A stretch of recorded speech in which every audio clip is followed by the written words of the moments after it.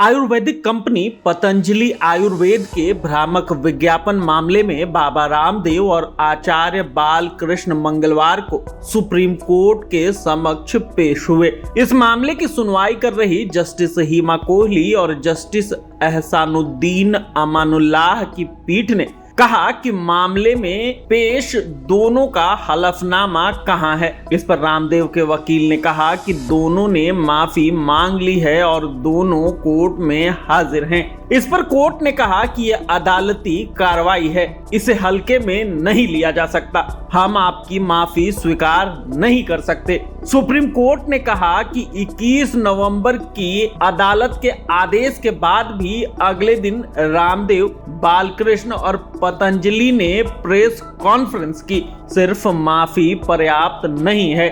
Supreme court में सुनवाई चल रही थी और पतंजलि विज्ञापन छापे जा रहा था।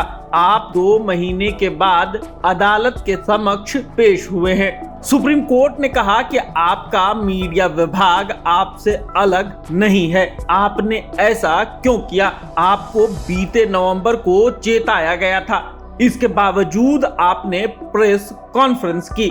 कोर्ट ने कहा कि मामले में एक ही हलफनामा दाखिल किया गया है, जबकि 2 हलफनामे दाखिल करने चाहिए थे।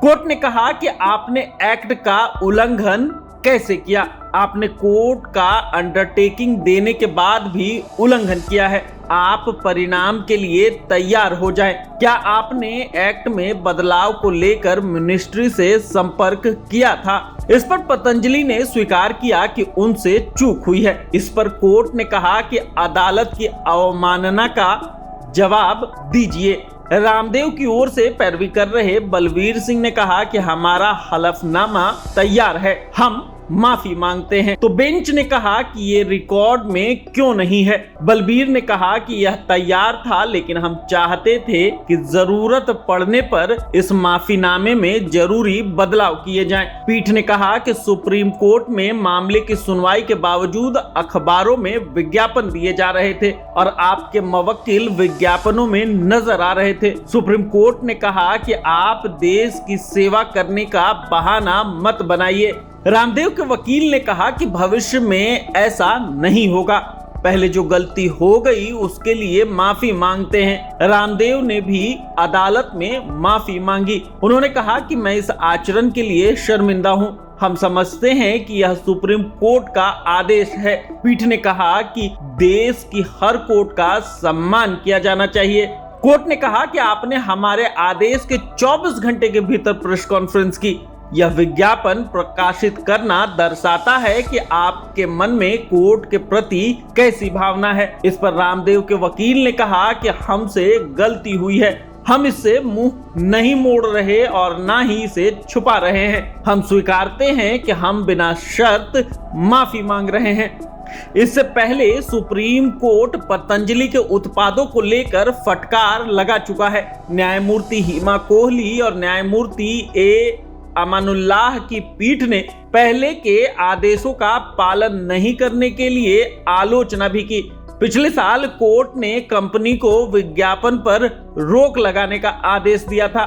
नवंबर महीने में ही कोर्ट ने पतंजलि से कहा था कि अगर आदेश का पालन नहीं किया जाता है तो जांच के बाद कंपनी के तमाम प्रोडक्ट्स 1-1 करोड़ रुपए का जुर्माना लगाया जाएगा। दरअसल इंडियन मेडिकल एसोसिएशन ने सुप्रीम कोर्ट में पतंजलि आयुर्वेद के विज्ञापनों को भ्रामक बताते हुए याचिका दायर की थी। आईएमए का आरोप है कि पतंजलि ने कोविड-19 वैक्सीनेशन को लेकर एक कैंपेन चलाया था। इस पर अदालत ने चेतावनी दी थी कि पतंजलि आयुर्वेद की ओर से झूठे और भ्रामक विज्ञापन तुरंत बंद होने चाहिए। इंडियन मेडिकल एसोसिएशन की ओर से दायर याचिका में कहा गया था कि पतंजलि ने भ्रामक विज्ञापन से एलोपैथी दवाइयों की उपेक्षा हो रही है। आईएमए ने कहा था कि पतंजलि के दावों की पुष्टि नहीं हुई है और यह drugs and magic remedies act 1954 और कंज्यूमर प्रोटेक्शन एक्ट 2019 जैसे कानूनों का सीधा उल्लंघन है। पतंजलि आयुर्वेद ने दावा किया था कि उनके प्रोडक्ट कोरोनिल और स्वसारी से कोरोना का इलाज किया जा सकता है। इस दावे के बाद कंपनी को आयुष मंत्रालय ने फटकार लगाई थी और इसके प्रमोशन पर तुरंत रोक लगाने को कहा था।